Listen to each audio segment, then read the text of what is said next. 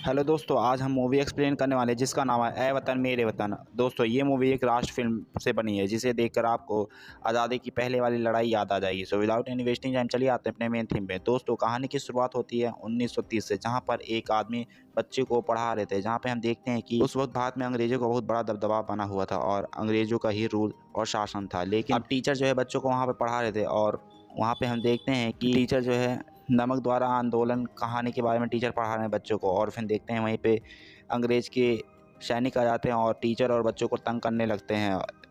उन्हीं बच्चों में से एक होती है उषा, जो कि अपने भारत को शुरू से ही आज़ाद देखना चाहती है। तभी सैनिक जो है उन बच्चों को और टीचर को तंग बच्चे और टीचर तो चले जाते हैं वहाँ से, लेकिन हम देखते हैं उस वक्त उषा जो है अपने हक के लिए उन अंग्रेज़ों से लड़ाई भी कर रही थी। और फिर हमें पता चलता है उसके घर पे, जहाँ पे उसके पिताजी उसे थोड़ी डांट भी लगा रहे थे कि वो अंग्रेज़ों से क्यों लड़ रही थी। और ये सब बात जानकर उसके पिताजी बहुत गुस्से भी होते हैं। तभी उसे ले जाकर एक कमरे में बंद कर देते हैं और हम देखते हैं उसके पिताजी को, जो कि एक ब्रिटिश रूल के शासक और जज थे, लेकिन उन्हें अपने देश से आज़ादी से कोई लेना देना नहीं था। तभी हम देखते हैं कि मुंबई में उसकी फैमिली शिफ्ट हो जाती है और वहाँ पे हम देखते हैं कि आज़ादी का कुछ ऐसा पब्लिक का मोर्चा निकला हुआ था। और उस वक्त उषा बड़ी हो गई थी और उसके दोस्त और फारिक और कौशिक और उषा जो है कांग्रेस टीम में शामिल हो गए थे। और उषा जो है शुरू से ही कांग्रेस टीम को सपोर्ट कर रही थी, क्योंकि वो आज़ादी के लिए लड़ रहे थे अंग्रेज़ों से। और ये देखकर उषा को बहुत खुशी होती थी कि उसके सारे दोस्त जो थे कांग्रेस टीम में शामिल है। लेकिन अब ये सब बातें उषा जो अपने घर पे नहीं बताई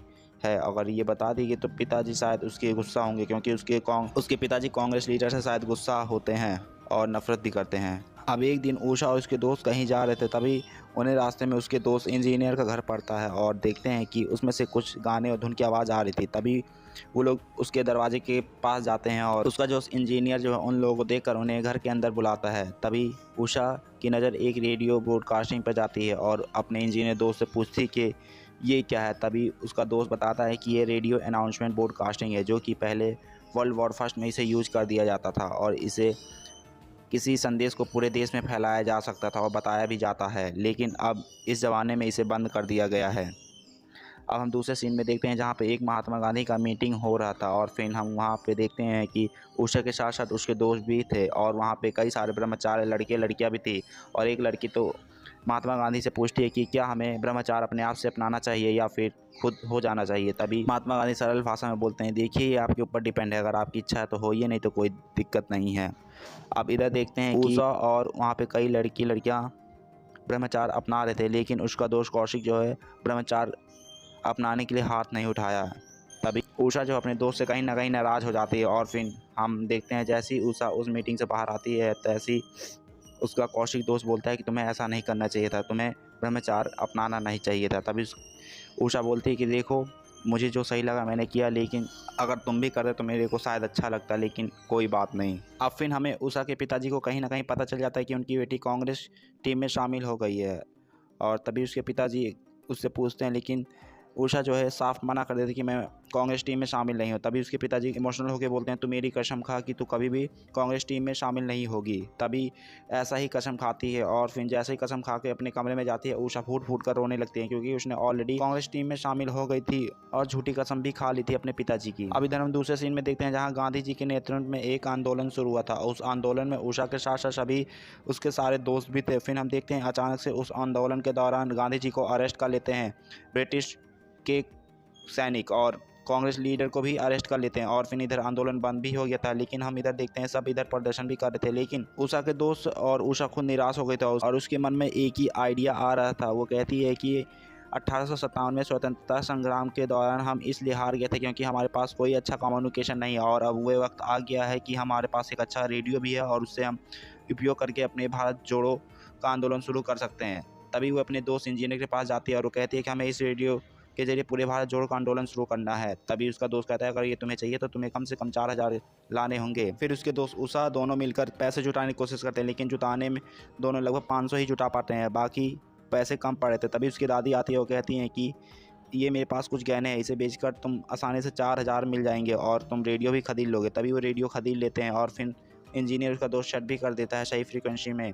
और फिर हमें वहीं से पता लगता है कि उषा के घर में एक नौकर है जो कि ब्रिटिश के लिए काम करता है और सारा सूचना वो अंग्रेज़ों को देता है। और इधर हम देखते हैं कि रेडियो इधर सेट होकर तैयार हो गया था, लेकिन रेडियो पॉडकास्ट में बोलना क्या है उन लोगों को कोई आइडिया नहीं आ रहा था, और तभी उन लोगों के पास एक आइडिया आता है। उनके पास स्वतंत्रता संग्राम के कई सारे कैसेट भी थे, और फिर हम देखते हैं कि उन्हीं कैसेट के जरिए उन लोगों ने अपनी पहली ब्रॉडकास्टिंग शुरू करते हैं, और रात 8 बजे पहली बार उस रेडियो ब्रॉडकास्ट करती है, और वो धीरे धीरे पूरी आवाज़ देश में गूंजने लगती है। और फिर ब्रिटिश को कहीं ना कहीं पता चल लग रहा था कि रेडियो ब्रॉडकास्ट हो रहा है, जो कि बैन हो चुका है, लेकिन फिर भी ये चल रहा है। और फिर वो अपने सैनिकों से कहते हैं कि इसे इन्वेस्टिगेट करो और बंद करवाओ, और लेकिन वो ज़्यादा इन्वेस्टिगेट नहीं कर पाते क्योंकि उन्हें थोड़ा बहुत ही पता पड़ जाता है, और बाकी उन लोगों को कुछ भी नहीं पता चलता है। फिर हम देखते हैं राम मनोहर लोहिया, जो कि इमरान हाशमी इसमें मेन लीड है, वे अपने लीडर से कहते हैं कि इस ब्रॉडकास्टिंग के जरिए हमें भारत जोड़ो का आंदोलन का बहुत बड़ा मुद्दा मिलने वाला है, इसलिए हमें भी अपने इस टीम को शामिल करना होगा।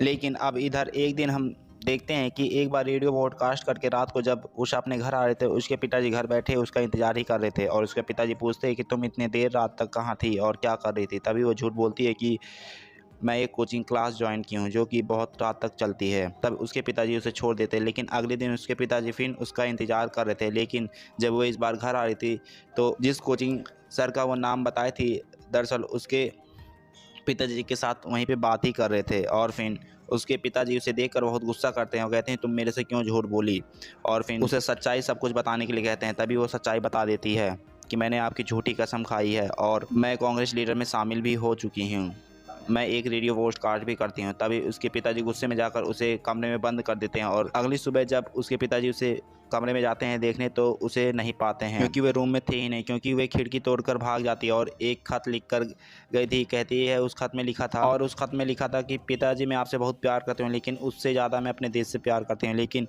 आपका प्यार मुझे बेड़ियों जैसा लग रहा है, इसलिए मैं घर छोड़कर जा रही हूँ। फिर हम देखते हैं कि उषा जो है इमरान हाशमी यानी कि राम मनोहर लोहिया से मिलती है, और उसके दोस्त कौशिक से भी मिलते हैं, और राम मनोहर उन दोनों से मिलकर बहुत खुश होता है। फिर उन्हें उषा के और उसके दोस्त के प्लानिंग के बारे में बताते हैं। कहते हैं तुम्हारे रेडियो की आवाज़ यहाँ तक आ गई है, लेकिन रेडियो ब्रॉडकास्टिंग की आवाज़ हमें पूरे देश में फैलाना होगा। और फिर हम देखते हैं उस अंग्रेज़ को जो कि वह अपने काम में लगे हुए, मतलब कि रेडियो ट्रेस करने में बहुत अच्छी चालाकियाँ लगा रहे थे। फिर हम देखते हैं कि वो लोग एक चतुर एंड चालाक स्पेशल ट्रेस करने वाले अंग्रेज ऑफिसर को बुलाते हैं, जो कि स्पेशली सिर्फ रेडियो ट्रेस कर सके। तभी वह आदमी बहुत चालाक होता है, और तभी वो जाता है इंजीनियर के पास, क्योंकि वो जानता था कि ये सब काम इंजीनियर अच्छी तरीके से कर सकता है। तभी फहद जो है उषा का दोस्त उषा के पास आता है और कहता है कि तुम्हारा रेडियो और कांग्रेस लीडर खतरे में है। वो लोग जल्दी अपने आप को बचाने की कोशिश करते रहते थे, उषा और उसकी दोस्त। फिर हम इधर अंग्रेज को देखते हैं जो कि ट्रेस करने के लिए कई सारे इंतजाम कर रहे थे। वो लोग एक स्पेशल बैन मंगवा लेते हैं जिसमें सिर्फ रेडियो ट्रेस करने वाली ही मशीन लगी रहती है। उस बैन से वे आजू बाजू की बिल्डिंगों से काफ़ी अच्छा ट्रेस कर पा रहे थे। जैसे ही उन्हें लगता कि किसी बिल्डिंग में कुछ गड़बड़ है तो वो उस बिल्डिंग में जाकर जांच पड़ताल करते हैं। तभी उसके दोस्त बोलते हैं कि अगर हम रेडियो ब्रॉडकास्टिंग करेंगे तो हम पकड़े जा सकते हैं, लेकिन तब भी वो लोग ब्रॉडकास्टिंग करते रहे क्योंकि उन्हें अच्छा रिस्पॉन्स मिल रहा था। और हम देखते हैं कि राम मनोहर लोहिया जी भी अपना स्पीच लिख कर देते और उसे रात 8:30 बजे उषा जो है रेडियो स्पीच कर दे रही थी। एक बार ऐसा होता है कि जिस बिल्डिंग में रेडियो ट्रेस कर रही थी उषा, उसी समय अंग्रेज ऑफिसर आ जाता है और वो धनाधन गोलियां चलाने लगता है ताकि सभी लोग बिल्डिंग से बाहर आ जाए, क्योंकि उसे उस बिल्डिंग में कुछ गड़बड़ लग रहा था। मशीन भी बताने लग गई थी कि इसी में कुछ रेडियो टेस्ट कार्टिंग है। तभी सभी लोग बाहर आ जाते हैं, लेकिन देखते हैं कि अंत में उषा आती है अपने एक दोस्त के साथ और फिर अंग्रेज ऑफिसर से सवाल जवाब पूछने लगता है तुम इतने लेट क्यों आई हो, और सभी लोग तो तुरंत बाहर आ गए, तुम इतना लेट कैसे है। तभी वो बताती है कि उसके दोस्त को पोलियो हुआ है, वो उसे बचाते हुए ला रही है। ये जवाब सुनकर अंग्रेज को उसके ऊपर तब भी शक था। और इधर हम देखते हैं कि उषा को जान में जान आ गई थी, क्योंकि उसे एक वक्त ऐसा लग रहा था कि अब वो पकड़ी जाएगी, लेकिन भगवान के जैसा सब कुछ सही हो गया था। अब इन सब के ऊपर मुसीबत थी कि रेडियो ब्रॉडकास्टिंग करे तो करे कहाँ, क्योंकि अब अंग्रेज़ों के ऊपर शक हो गया था इन सब के लिए। इसीलिए वो लोग अलग अलग जगह पे अपना ब्रॉडकास्टिंग करते रहते थे। नेक्स्ट वीडियो सेकंड पार्ट में आइए guys. Thank you guys, bye bye, see you again guys.